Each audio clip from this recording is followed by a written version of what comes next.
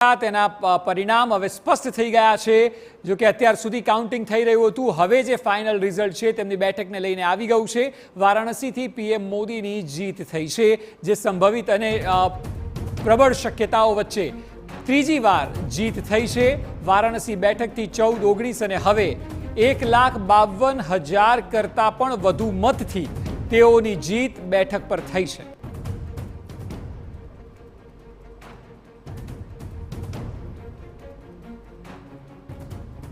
જ્યારે તમામ ચર્ચાઓ થઈ રહી છે પરિણામને લઈને, ત્યારે બંને નેતાઓ જે છે, હેમંતભાઈ અને નાગજીભાઈ, બંનેને મારો એક સવાલ છે, જેનો એક બાદ એક આપ જવાબ આપી શકો છો, કારણ કે બંનેની પાર્ટી માટે એ એક સરખો સવાલ એ છે કે હવે બધાને ભેગા રાખવા એ મોટો પડકાર હશે। પહેલાં નાગજીભાઈથી, કારણ કે ઇન્ડિયા ગઠબંધન અંતર્ગત આપ ભેગા થઈ ગયા, ચૂંટણી લડ્યા, પરિણામો પણ આવી ગયા, પરંતુ હવે બધાને ભેગા એક સાથે રાખવા, એકજૂટ વિપક્ષ તરીકે રહેવું, એ પણ મોટો પડકાર માનો છો?